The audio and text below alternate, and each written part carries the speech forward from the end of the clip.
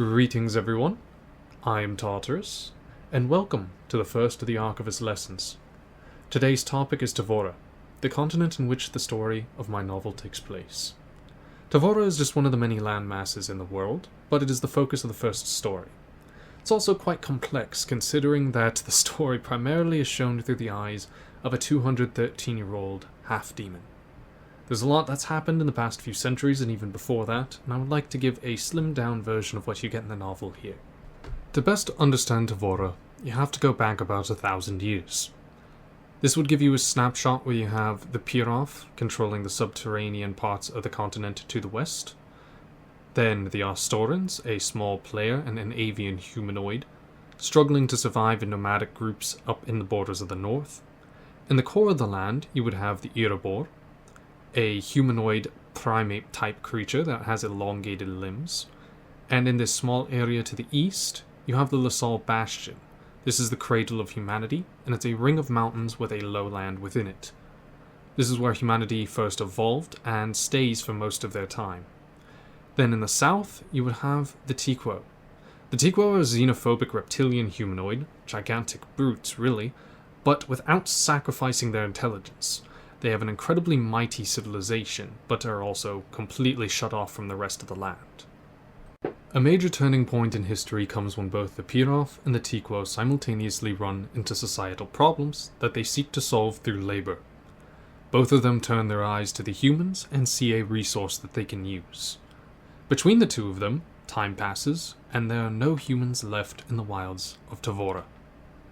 Humans in this case were not left to develop any sort of cohesive form of society, nor did they have an advanced form of culture, and now they are just bound in servitude.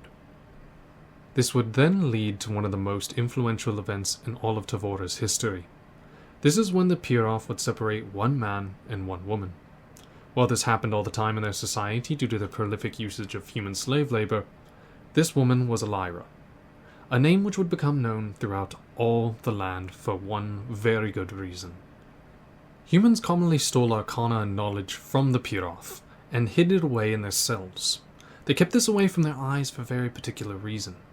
But Elira herself was a very powerful mage. She simply had nothing to go off of in reference. And when she was enraged by this act, that her world had been taken away from her, she burned away her bars, melted down anyone who stood in her path, and forged onwards out into the world. When she reunited with her lover, they fled. But the Pirov did not let this slight go. They rallied an entire army of their own soldiers and human slaves and sent them after them. They were inevitably cornered, but the two had already sealed their fate. They had decided that no matter what the Pirov had in store for them, that would not be their path. Elira gathered all of her magic and unleashed it in one mighty blast. It ripped the land asunder, scorched people away to nothingness. And those that survived, the very few, gathered themselves and returned to Pirov society. The Pirov hesitated, and instead of executing their slaves immediately, they gave them a chance to spread the word. Elira's name was whispered with fear and reverence throughout this new world.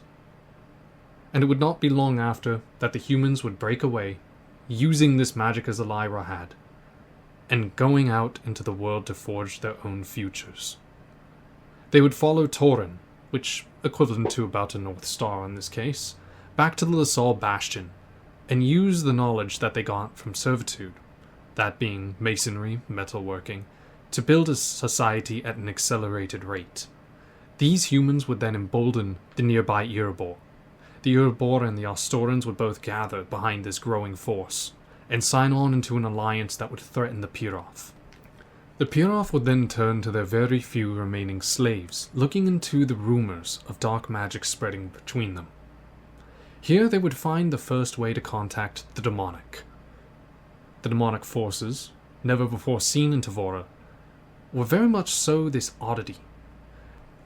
You could cut them, yes, and they would bleed, but before your eyes these wounds would seal, their limbs would regrow. They were seemingly unkillable by normal means. And in that, they might be the perfect tool for war. The Pirov explored them as a tool for supremacy, to ensure their dominance throughout the land, and that this act, Elira's rebellion, would be squashed and tread upon. Now, unfortunately for them, this was hubris.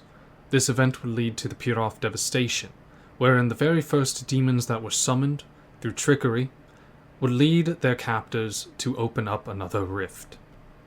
This rift, once commandeered, allowed the demons to pour forth in numbers beyond counting, and in 2 days they would wash across the land, completely devouring the Pirov and the Erebor.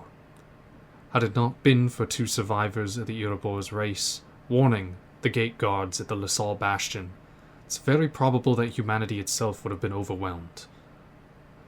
In the end, this would result in a 48-year-long war, where the Tiqua would emerge from beyond their gate, seeing this threat, and release the slaves that they had in their care back into this growing human society. Unfortunately, they would rejoin their kind in this time in which they would have to battle for their race's very continued survival. Mighty cities would be erected and fall.